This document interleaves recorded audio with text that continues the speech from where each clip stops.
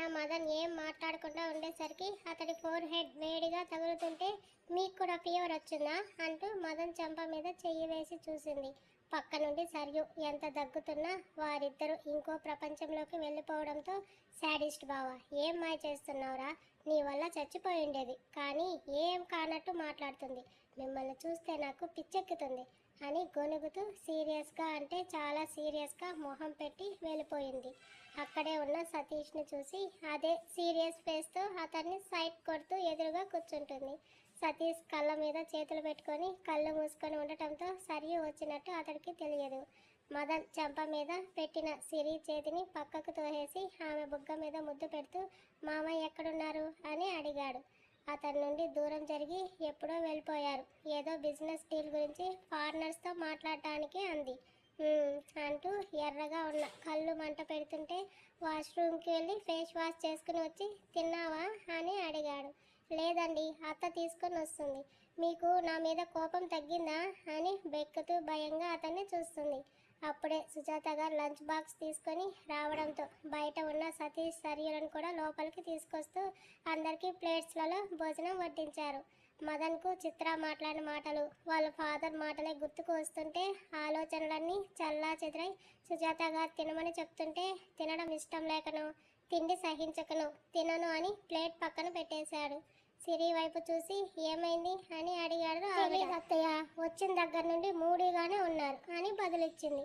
ఇంతలో మదన్ నిలబడి మా దాని లంచ్ కంప్లీట్ అయ్యాక కార్ దగ్గరకు పంపించండి, నేను అక్కడే వెయిట్ చేస్తుంటా, అది వస్తే ఇద్దరం కలిసి ఇంటికి బయలుదేరుతాం అని చెప్పి ఎవరి మాటలు వినకుండానే వెళ్ళిపోయాడు. వదిలే అత్త, పేగులు మాడితే అడక్కపోయినా వచ్చి తింటాడు, అడుగుతుంటే పొగరు చూపిస్తున్నా నీ కొడుకు అని సరియు అంటూ తన ప్లేట్ లాగించేస్తుంది. అత్తయ్య నేను వెళ్తాను, మీరు భోజనాలు చేయండి అని దిగబోతుంది సిరి. మీకోసమే ఇంతసేపు వంటను వండి తీసుకొస్తే ఇప్పుడు తినను అంటూ ఒక్కొక్కరు పోతున్నారు, దానికోసం వండడం ఎందుకు, అయినా ఇప్పటికే నీకు నీరసం ఎక్కువ అవుతుంది, కొంచెం కూడా కాతరలేదా అని కాస్త కోపంగా వాయిస్ పెంచారు ఆమె. సిరి ఇబ్బంది పెట్టకుండా కాస్తైనా తిను, టాబ్లెట్ వేసుకోవాలి కదా అన్నాడు సతీష్. అతడు వాయిస్లో సీరియస్నెస్కు సిరి ఇంకేం మాట్లాడలేక ఎలా లేచిందో అలాగే కూర్చొని వాళ్ళ అత్తగారు తినిపిస్తుంటే కష్టంగా 2 ముద్దలు తింది. మదన్ తినకుండా వెళ్ళిపోవడం వలన ఆమెకు కూడా తినాలని అనిపించట్లేదు. తింటున్నదన్న మాట తప్పించి ఒంటికి పట్టేలా లేదు. ఆ ఇష్టంతో తినడం కారణంగా ఒంటికి సహించక తిన్నది అంతా రివర్స్లో కక్కేసి సతీష్ ఇచ్చిన ఫ్రూట్ జ్యూస్ తాగి కాసేపు కూర్చుంది. డాక్టర్ వచ్చి చెక్ చేస్తూ ఇంకో రోజు ఉండాలి అన్నారు. కానీ సిరి ఏడుపు మొహం పెట్టుకొని చిన్నపిల్లల వెళ్ళిపోతాను నన్ను తీసుకెళ్ళిపోండి అని అనడంతో తప్పక డిశ్చార్జ్ చేసి ఆమెను బయటకు తీసుకొచ్చాడు సతీష్. రాత్రి ల్యాబ్కి వెళ్ళిన మదన్ ల్యాబ్లో వర్క్ చేస్తూ కనుక్కున్న మెడిసిన్కు కావాల్సిన కెమికల్స్ ల్యాప్టాప్లో నోట్ చేస్తూ ఎక్స్పెరిమెంట్ చేస్తున్నాడు. కోల్డ్ వాటర్ హార్ట్ను ఫ్రీజ్ చేస్తుంది. ఇది వరకు ఒకసారి ఆపరేషన్ జరిగిన ప్లేస్ ఎంత సెన్సిటివ్గా ఉంటుందో ఒక డాక్టర్గా అంచనా వేయగలడు. బ్రీతింగ్ కనెక్షన్ చేంజ్ అవ్వడం, హెడ్ బాత్ జరిగిన చాలాసేపటి వరకు తల ఆరబెట్టకపోవడం, తల దిమ్మ పట్టేసి కోల్డ్ చేస్తూ అందని ఊపిరిని మరింత కష్టంగా పీల్చుకునే సిచ్యువేషన్ వచ్చేసింది. అప్పటికే ధీరజ్ నుండి కాల్ రావడంతో లిఫ్ట్ చేసి చెప్పు అని కూడా మాట్లాడలేకపోతున్నాడు. కాల్ కట్ చేసి సిరి ఫాదర్కు లొకేషన్ షేర్ చేయబోయి అప్పుడే బావా ఎక్కడున్నావు అని అడిగిన చిత్ర నెంబర్కు క్లిక్ చేసేశాడు. మదన్ నుండి ఏదో ఒక రిప్లై ఆశించిన ఆమెకు లొకేషన్ రాగానే ఆనందానికి అవధులు లేకుండా పోయి సంతోషంతో ఇంటి నుండి ట్యాక్సీలో మదన్ ల్యాబ్కు చేరుకుంటుంది. అప్పటికి అతడు ఇంకా పూర్తిగా అన్కాన్షియస్ అవ్వలేదు. హార్ట్ రేట్ తక్కువై బతికే ఛాన్స్ తక్కువ ఉన్న చేరబోయే సమయానికి చిత్ర రావడం, ఆమెకి ఏం చేయాలో అర్థం కాక తండ్రికి కాల్ చేయడం, ఆయన తనతో పాటుగా మదన్ని ఇంటికి తీసుకెళ్లి షర్ట్ విప్పుతూ ఇదివరకు జరిగిన ఆపరేషన్ ప్లేస్లో హై పవర్ కలిగిన డ్రగ్ని కాలిఫోర్నియా డాక్టర్ ఎమర్జెన్సీ టైంలో సజెస్ట్ చేయడం ద్వారా అది ఇంజెక్ట్ చేయడం జరిగిపోతాయి.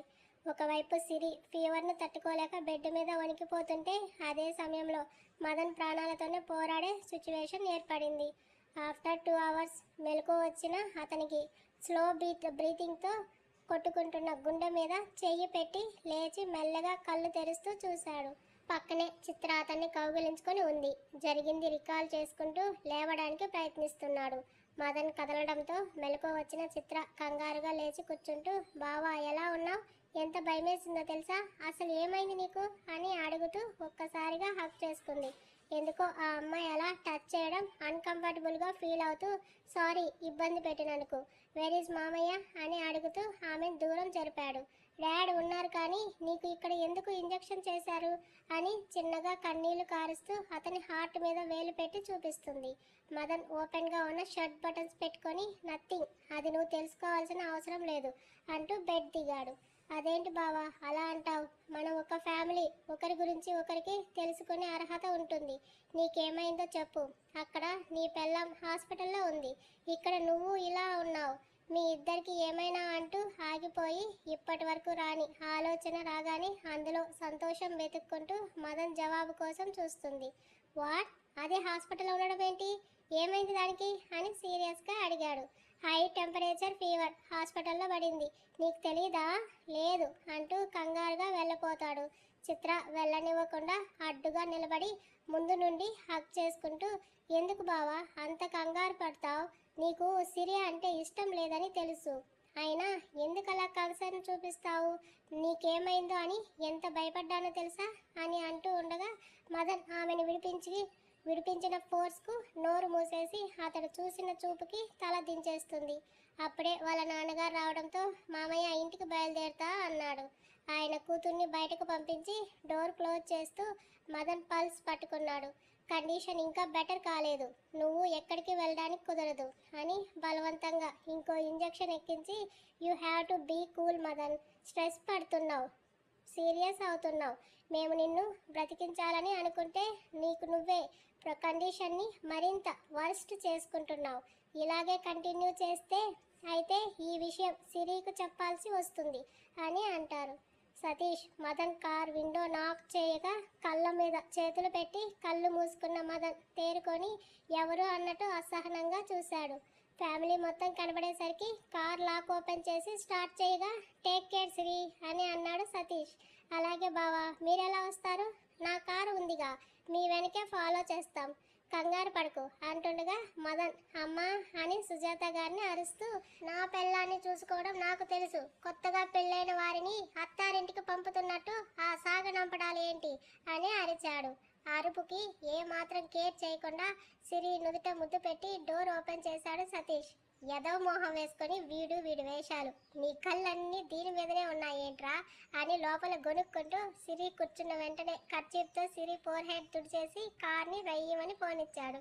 మదన్ జలస్కి నవ్వు వస్తున్నా ఏదో సందేహం ఆమె మనసుని ఉక్కిరి బిక్కిరి చేసి ఆ హ్యాపీనెస్ ఫీల్ కాలేకపోతుంది.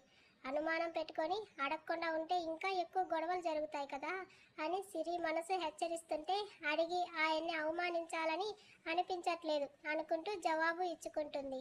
కార్ ఇంటి దగ్గర ఆగగా సిరి కోసం వెయిట్ చేస్తున్న సంజన గేట్ నుండి దూసుకొస్తున్న మదన్ కార్ వైపు చూసి పరిగెడుతూ సిరి కార్ నుండి దిగగానే, వదినా ఎలా ఉన్నావు అని ఎమోషనల్గా ఆమెను చుట్టేస్తుంది. నువ్వు తనని వదిలితే రెస్ట్ తీసుకొని బెటర్ ఫీల్ అవుతుంది అంటూ కార్ దిగారు మదన్. నేనేమి గట్టిగా పట్టుకోలేదన్నయ్య, అయినా నీ వల్లే వదిన ఈ పరిస్థితిలో ఉంది, ఎందుకలా భయపెడుతున్నావు అని నోరు జారుతుంది. మదన్ కార్ డోర్ ఇంకా క్లోజ్ చేయకపోవడంతో సంజన మాటలకి ఆవేశం ముంచుకొస్తుంటే విసురుగా డోర్ మూసి దాని విండో బొక్క చేసి అక్కడి నుండి వెళ్ళిపోయాడు. ఎందుకు సంజన ఆయనతో అలా మాట్లాడి కోపం తెప్పిస్తావు? కొత్తగా కోపం తెప్పించడం ఏంటి వదిన? ఎప్పుడు చూసినా మిర్చి ఇలా బగబగా మండిపోతూ కారంలో మంట పుట్టిస్తాడు.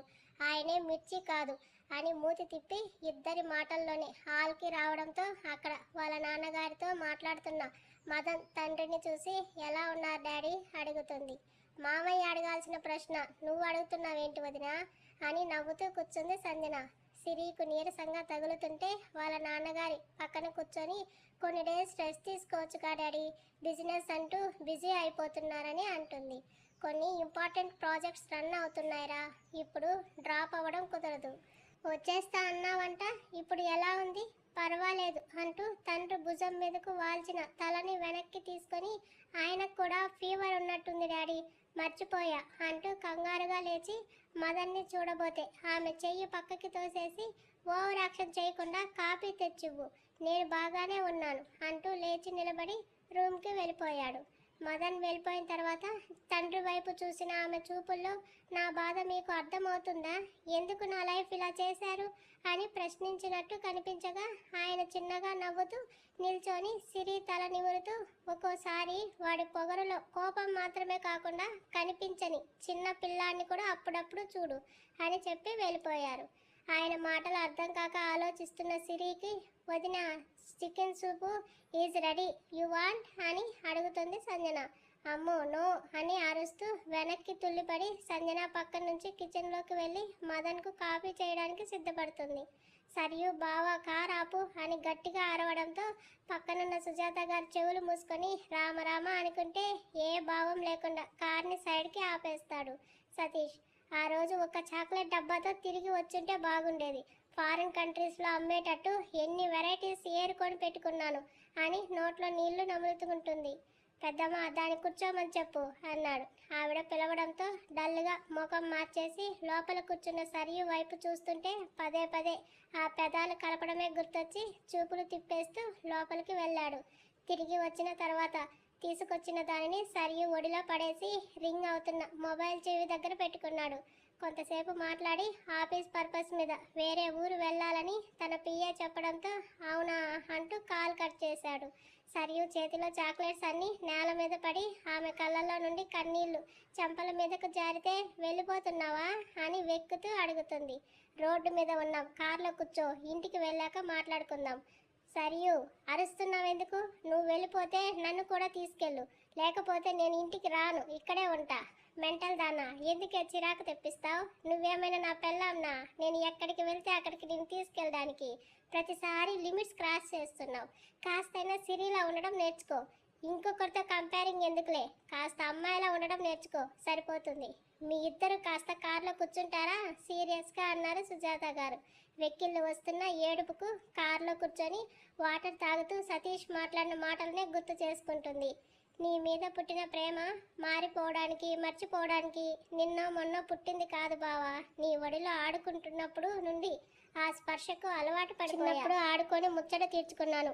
టీనేజ్లో చూస్తూ గడిపేశాను. ఇప్పుడు నువ్వు లేకపోతే బ్రతకలేను అని అనిపిస్తుంది. నేను చూపించే విధానం మేబీ తప్పై ఉండొచ్చు, లేకపోతే ఇంతలా నా మీద కోప్పడవు కదా అనుకుంటూ అవతల వైపు ఉన్న సతీష్ వైపు చూసింది. కానీ ఇన్నాళ్ళలో ఒక్కసారి అయినా నీ మనసులో ఏముందో అని ఆలోచన చేసి ఉంటే ఈరోజు ఇంత బాధ నాకు ఉండేది కాదు కదా అని మనసులో ప్రశ్నించుకుంటుంది. సరియు ఏడుపు చూస్తుంటే సతీష్కి మెంటల్ ఎక్కేలా అనిపించి ఎప్పుడూ లేనిది ఈ మధ్య ఎందుకు ఇంతలా ఓవర్ రియాక్ట్ అవుతున్నావు, నువ్వు నాకేం అర్థం కావట్లేదు అని విసుగ్గా కార్ కాలితో తన్ని లోపల కూర్చుంటూ స్టార్ట్ చేశాడు. థ్యాంక్స్ ఫర్ కాఫీ అని స్మెల్ చూసి కళ్ళు తెరవకుండానే అన్నాడు మదన్. సిరి రూమ్ డోర్ క్లోజ్ చేసి ఎక్కువ హెడేక్గా ఉందా, మసాజ్ ఏమైనా చెయ్యనా అని అడుగుతూ అతని చేతికి అందించింది. No need, go and take rest. ఈయనకు ఫొటోస్ గురించి తెలుసా, దానికి ఏమైనా టెన్షన్ పడుతున్నారా అని ఆలోచిస్తూ బెడ్ మీద చేరబడి మదన్నే చూస్తుంది. 2 క్షణాలు ఇద్దరి చూపులు కలుసుకోగా సిరి కంగారుతో ముఖం తిప్పేసి ఆ రోజు జరిగిన సీన్ కళ్ళ ముందు మెదులుతుంటే మళ్ళీ కళ్ళలో నీళ్లు నిండి మరోవైపుకు తిరిగి కళ్ళు మూసుకుంది.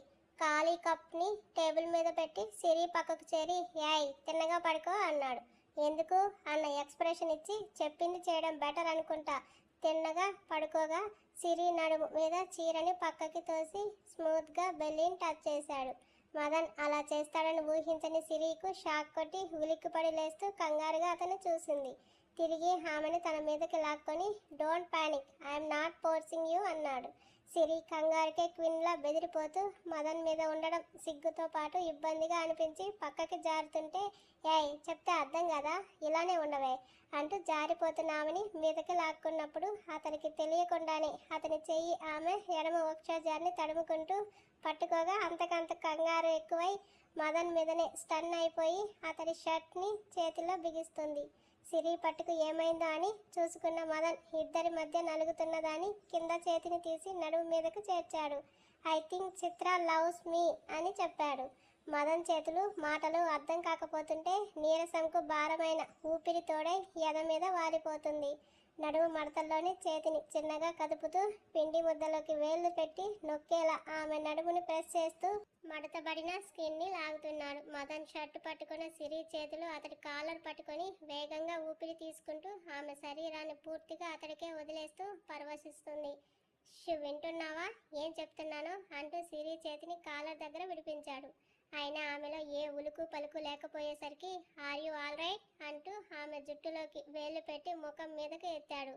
సో సారీ అండి, ప్లీజ్ అలా టచ్ చేయొద్దు, ఏదోలా ఉంది అని తనకేమవుతుందో అర్థం కాక భయంతో వెళ్ళబోతుంటే ఆమెని బెడ్ మీదకేసి సిరి మీదకు లైట్గా ఒరుగుతూ ఆమె చెమటలు, టెన్షన్, కళ్ళలో కన్నీళ్లు చూస్తూ చెప్పాలనుకుంది కాస్త మర్చిపోయి can I do it once అంటూ తన పర్మిషన్ కోసం అడుగుతూ నడుము మీద చేతిని మెల్లగా మీదకు తీసుకెళ్లాడు. వణుకు పుడుతున్న ఆమె శరీర ఊపిరి వేగం పెరిగి బెదురుతున్న కళ్ళతో మదన్ వైపు చూసేసరికి అతను సూటిగా చూస్తున్నాడు. నీకు నోరు లేదా, లేక నోట్లో ఏమైనా పెట్టుకున్నావేంటే అని చిరాగ్గా సిరి లిప్స్ పంటితో దూరం చేసి I'm asking you tell me అన్నాడు. ఒప్పుకోవాలంటే ఆడతనం అడ్డు, వద్దంటే ఆమె మీద ఉన్న తన భర్త కళ్ళలో ఎక్కడ నిరాశ చూస్తానేమో అన్న బాధ. శతమతమవుతున్న సిరికి ఆమె అంగీకారం ఎలా చెప్పాలో తెలియట్లేదు. ఇంకా వదిలిపోని ఫీవర్, అప్పుడప్పుడే తగ్గుముఖం పట్టి చెమటలు మరింత కక్కేస్తున్నాయి. తెలియకగా మూసుకుపోతున్న కళ్ళతో సిరి చేతులు అతన్ని చుట్టుముట్టి హత్తుకొని మదన్ చెయ్యి ఎద మీద తగిలేసరికి హా అంటూ నోటితో ఊపిరి తీసుకుంటుంది. ఇష్టం లేకపోతే లేదు అని చెప్పడానికి ఈ హగ్గింగ్ అవసరమా అని సిరి ఎంతకీ నోరు విప్పకపోయేసరికి కోపంగా హగ్ చేసుకున్న చేతులు విడిపించి బెడ్ మీద ఆమె అరచేతిలో పెనవేస్తూ వీడిన ఉన్న లిప్స్ని అతడి పెదవులతో బంధించి లీక్ చేస్తూ తడుపుతున్నాడు. సిరి కళ్ళు మూసేసి మదన్ పెనవేసిన చేతి వేళ్లకు తోడు సంఖ్యలుగా ఆమె జత కలుపుతూ పెదవులు మాత్రం కలపలేక అలాగే ఉండిపోతుంది. ఆమె పెదవులలోని మాధుర్యాన్ని అంతకంటిని పీల్చి ఎంగిల్ని చేరుస్తూ మెల్లగా కొనసాగింది.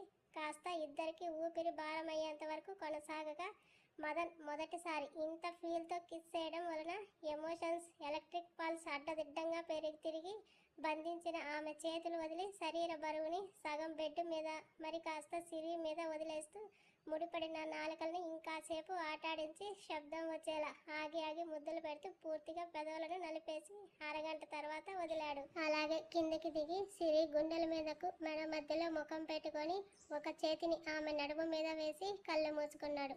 ఒక కంటి నుండి స్వచ్ఛంగా కారుతున్న నీటిని తుడిచి అతని జుట్టులో వేలు పెడుతూ మెల్లగా నిమురుతుంది. సతీష్ సరియు ఇంటికి వచ్చిన తర్వాత ఎవరి రూమ్స్కి వాళ్ళు వెళ్ళిపోతుండగా అత్త నేను కోల్కతా వెళ్తున్నా, రేపే బయలుదేరిపోతున్నా అంటుంది. ఏమైంది ఇప్పుడు అక్కడికి ఎందుకు? నేను యూనివర్సిటీకి వెళ్ళిపోతున్నా. మీ నాన్న ఒప్పుకున్నాడా? నాకు ఎవరు అంగీకారం అవసరం లేదు, నేను తీసుకోను కూడా. ఎందుకే ఇలా నా ప్రాణాలు తింటున్నావు అని సతీష్ గొనుక్కుంటూ రూమ్కి వెళ్ళిపోయాడు.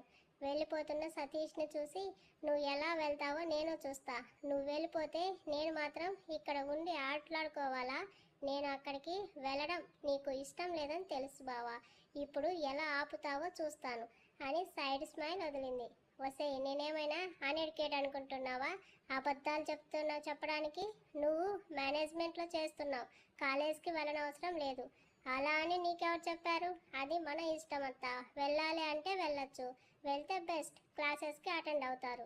సర్లే నీ ఇష్టం వచ్చింది చెయ్యి. ఒక్క మాట నీ బావకు కూడా చెప్పు, ఒకప్పుడు మీ ఇద్దరికి ఏ రిలేషన్ లేకపోయినా ఇప్పుడు సిరి మొగుడు, వాడికి ఇవ్వాల్సిన విలువ వాడికి ఇవ్వాలి అన్నారు.